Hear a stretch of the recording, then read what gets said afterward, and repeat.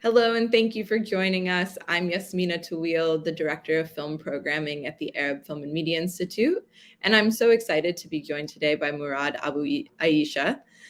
He is a Jordanian filmmaker and the director of TALA'VISION, a Oscar shortlisted short film. He also was a part of the Arab Film Festival back in 2016, where we screened his film, Where is Al Rabia? Thank you so much for joining us today. Hey, and thank you so much for having me. I'm super excited. Yeah, we're very excited to have you back in a sense. And we're so proud to see how far you've come since we showed your first film. Yeah, it's been a while. Yeah. So since the film is not, actively available everywhere, it's safe to assume that some of our audience has not had a chance to see it yet. Could you tell us a little bit about what the film is about? Tala'vision is a story of a little girl called Tala, and she wants to watch TV, and she lives in an area controlled by ISIS, where they banned TVs and satellites. So it's really a film about seeing war and these circumstances through the vision of this little girl and her very simple dreams. Yeah, it's a heart-wrenching film, one of a number about children in these terrible situations in war. But an interesting, different perspective on it. Where did you come up with the inspiration for this story? I actually, first time I started thinking about it was I read a small newspaper article back in 2014 about how ISIS banned televisions, which was completely insane, I thought. And I remember there was like a small picture in the article. They piled like a lot of TVs and like they were smashing it with a stick or something. And I thought, this is really insane. And I just was thinking how my childhood would look like if someone would have taken away TV from me. Because I think me as a person, I was shaped by television, and it was my window to the world. And especially in these conflict areas, there's like a lack of access to the internet, and like it's not really like open. And I presumed like when like televisions are windows for these children and for people to the outside world. So when they're banning TVs, they're really controlling the minds of an entire generation of how the outside world might look like. And this thought like really like sat in my head and bothered me for a while. And at some point I was working at the Syrian Jordanian borders, and I saw this little girl, and she was crossing into Jordan following like some other refugees, and she was alone. She was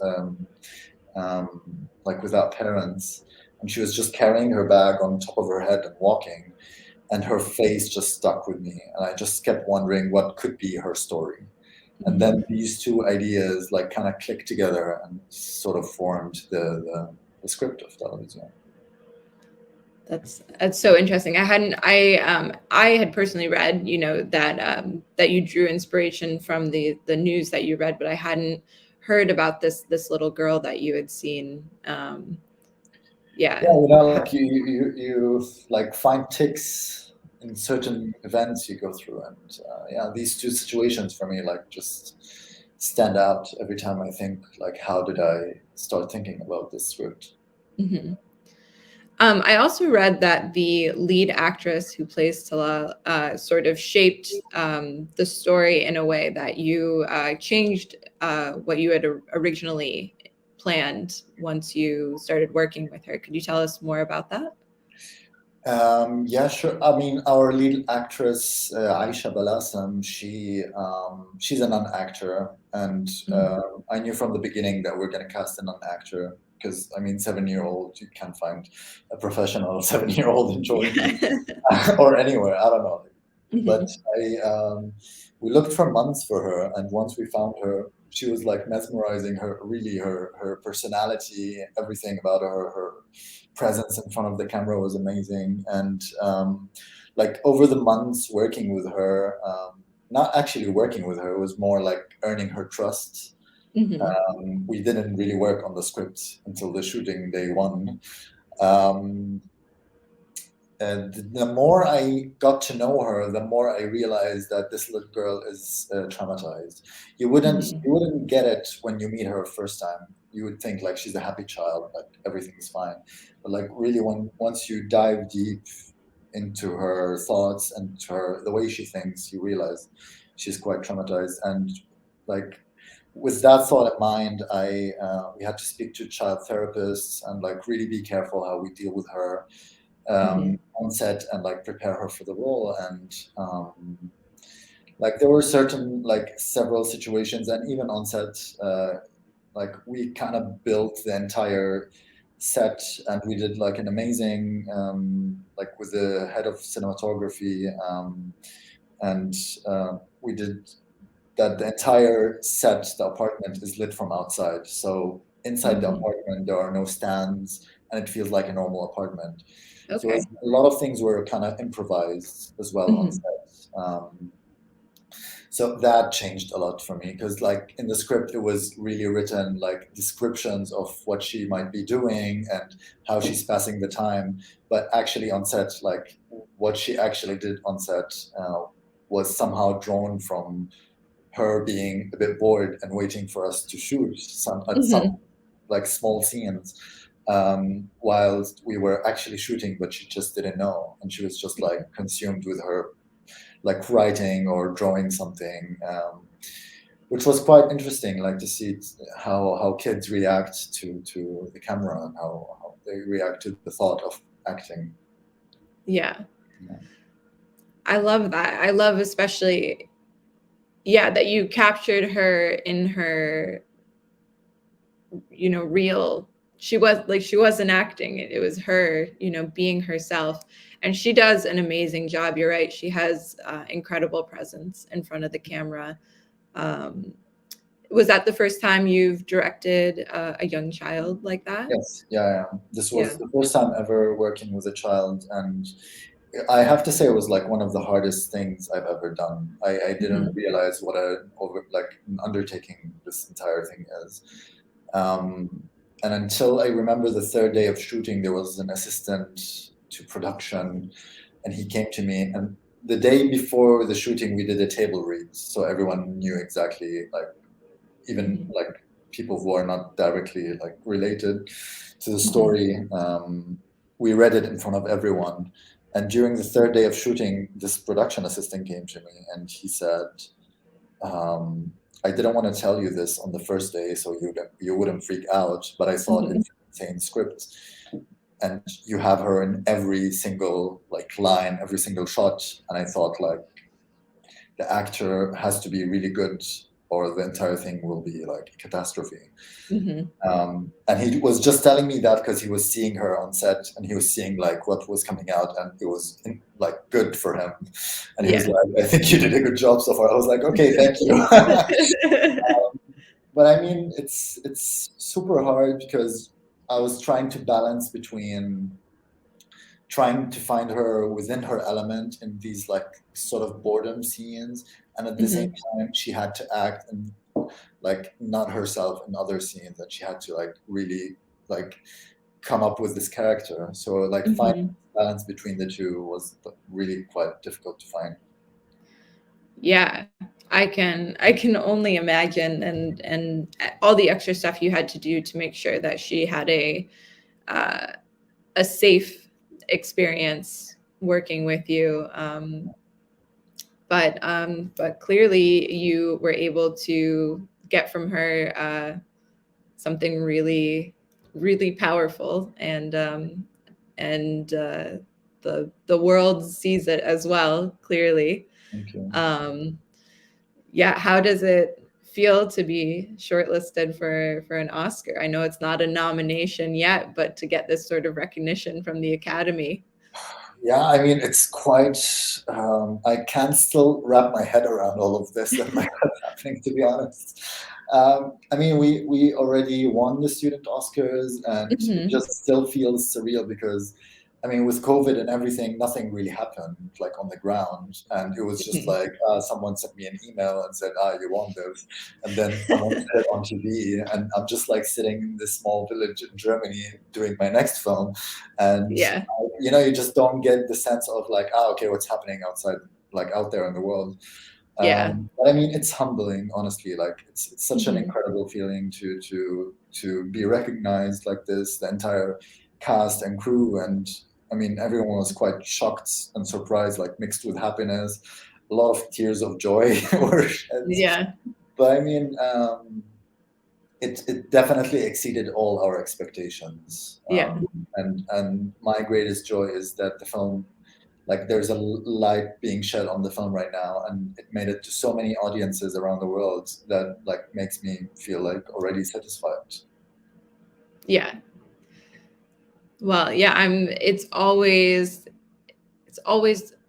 brings me so much joy when Arab films and Arab filmmakers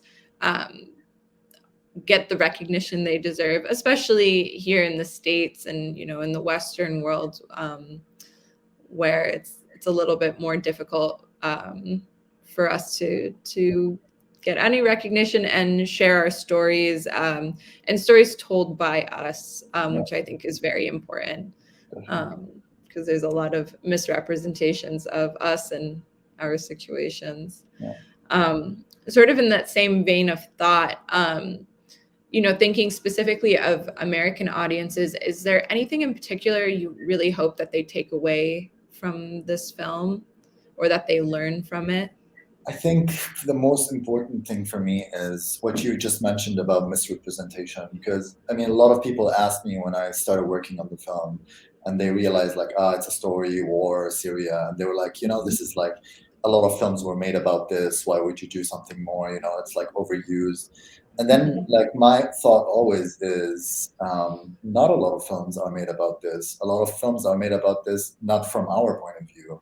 It's made about this topic from an external point of view, and I feel like there's a lot of content and misrepresentation about the Arab world and about us as people, and that I feel it's quite important for especially audiences in the US to realize that not every film or every idea spoken about the Middle East is true the way it is, because most of it is done from a Western point of view, or like from an American point of view, or from a European point of view.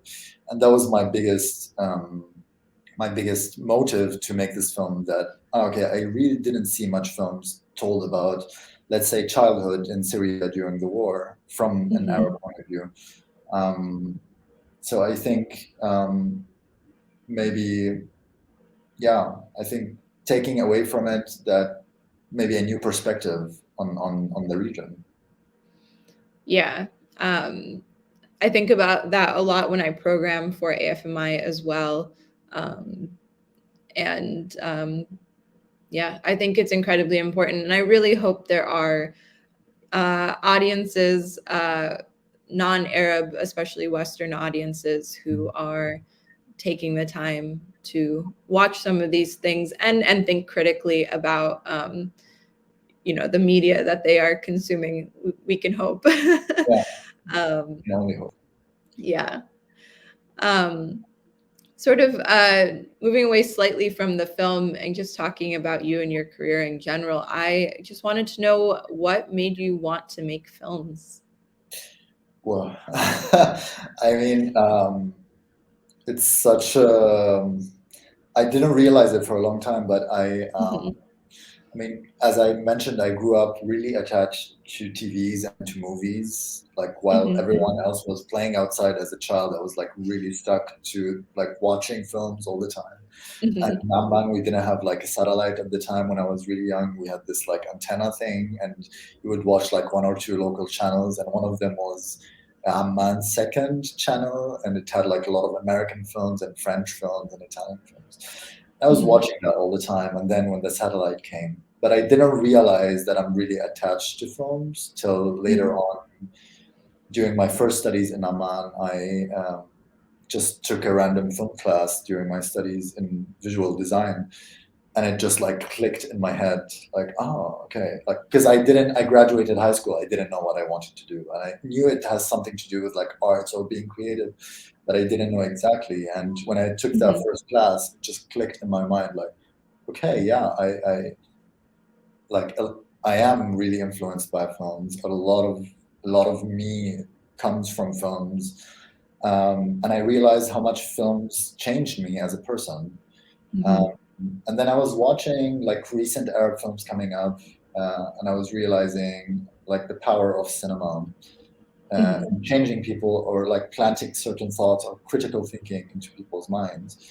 And that's a thing that I want to do. I think if one of my films have the power to change one person's life, that is a gift to for me as a person, like, Yeah. to feel like I left some sort of influence or some sort of change in the world. Well, I would say you're off to a good start with reaching that goal. And do you have any advice that you would give to other young filmmakers who are considering a career in film as well? I think my main advice would be, it's hard. It's not the easiest thing to do, but don't be demotivated. Just follow your dreams. Don't compromise. You like I had like personally, I had so many like opportunities to like divert of my course and make more money, but I just felt like, no, I just want to follow what I truly believe in. And I really like worked tirelessly towards that. And it was not the easiest road that I took, but it paid off. It's not an easy industry to start in as a young person. Yeah. And just follow your gut, follow your dreams, and most importantly, follow stories that you truly believe in, and not stories that you think will make it. Because I think, yeah, that's the soul of cinema. Yeah.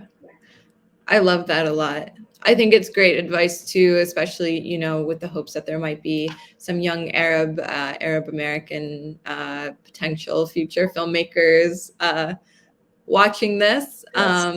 You know, and I feel like there's a lot of pressure to sometimes compromise, you know, your thoughts, your feelings, your opinions, the stories you want to tell, for a more commercial audience in order to, you know, make money. So I think that's fantastic advice. Thank you for sharing that. Sure. So I'm gonna start wrapping it up, this short little interview. Thank you again so much for joining us. If people want to, you know, maybe see more of your work and your career, or support the film, where would you recommend they go? First, actually, I think tomorrow, I don't know when this is airing, but on the 12th, so on Wednesday, January 12th, the film will be available online in the US on Allegro. It's a YouTube channel. It will be available there for a month. So you can go watch the film there directly. You can follow the story of the film as well on social media or on its website. Yeah, thank you so much for having me, and I really appreciate it, and I love your organization and everything you guys are doing. So sending you good vibes towards you. Thank you so much. Yeah, we're so proud to have you as part of our history, and we really look forward to hopefully working with you in the future. And this is a message for if there are any Academy voters watching out there, please consider please consider Tala'visión. Yeah, and hopefully we're wishing you a nomination. Thank you so much.